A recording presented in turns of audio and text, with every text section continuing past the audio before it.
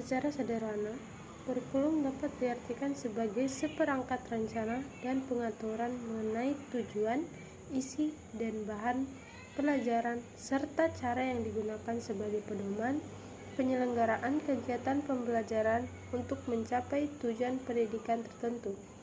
Istilah kurikulum berasal dari bahasa Latin yaitu currere, yang berarti pale, dan currere yang berarti tempat terpacu. Oleh karena itu, kurikulum dapat diartikan sebagai track dan lajur yang diikuti untuk mencapai tujuan. Pengertian tentang kurikulum 2013 atau yang biasa sering disebut adalah K13. Kurikulum 2013 adalah kurikulum yang diterapkan di Indonesia sejak tahun 2013. Kurikulum ini mengusung pendekatan berbasis kompetensi dengan fokus pada pengembangan kemampuan siswa secara menyeluruh, meliputi aspek kognitif, afektif, dan psikomotorik. Ke-13 juga menekankan pada penerapan metode pembelajaran yang aktif, kreatif, efektif, dan menyenangkan. Kurikulum Merdeka menekankan pada pengembangan karakter dan moral siswa. Kurikulum ini juga memberikan keleluasaan kepada guru dalam memilih perangkat ajar dan menyesuaikan pembelajaran dengan kebutuhan belajar dan minat peserta didik. Perbedaan antara K13 dan kurikulum Merdeka. Berikut adalah beberapa perbedaan utama antara K13 dan kurikulum Merdeka. Yang pertama, ada fokus pembelajaran. K13 lebih fokus pada pencapaian kompetensi akademik, sementara kurikulum Merdeka menekankan pada pengembangan karakter dan keterampilan siswa. Yang kedua, ada pendekatan pembelajaran. K13 menggunakan pendekatan terstruktur, sedangkan kurikulum Merdeka memberikan kebebasan kepada siswa untuk menentukan pembelajarannya sendiri. Yang ketiga, ada konten pembelajaran. K13 memiliki konten pembelajaran yang lebih padat, sementara kurikulum Merdeka memberikan waktu yang lebih optimal untuk mendalami konsep dan menguatkan kompetensi siswa. Dan yang terakhir ada fleksibilitas.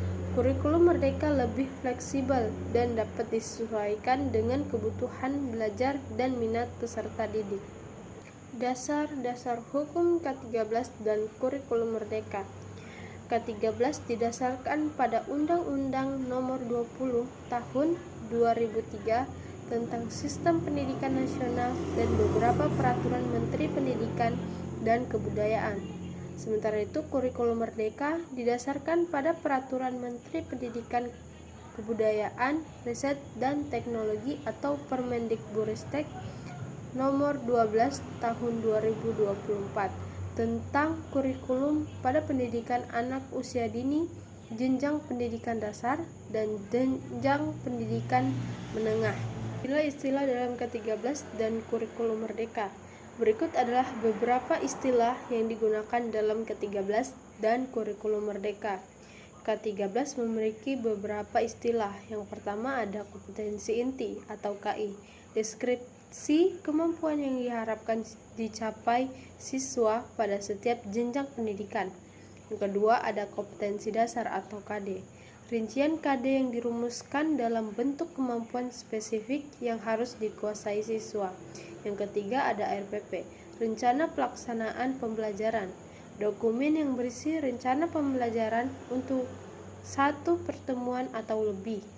Yang terakhir ada KKM, kriteria ketuntasan minimal, standar minimal yang harus dicapai siswa untuk dinyatakan tuntas dalam suatu mata pelajaran. Sementara itu, kurikulum Merdeka mempunyai beberapa istilah, yaitu yang pertama ada capaian pembelajaran atau CP, deskripsi yang mencangkup pengetahuan, keterampilan, dan kompetensi umum yang diharapkan dicapai siswa pada setiap fase pendidikan. Yang kedua ada modul ajar atau MA, dokumen yang berisi rencana pembelajaran yang lebih fleksibel dan dapat disesuaikan dengan kebutuhan belajar siswa. Yang ketiga ada KOSP atau kurikulum operasional satuan pendidikan, pedoman penyelenggaraan pembelajaran di satuan pendidikan. Yang terakhir adalah proyek penguatan profil pelajar Pancasila atau P5. Program yang dirancang untuk mengembangkan karakter dan kompetensi siswa melalui proyek-proyek yang bermakna.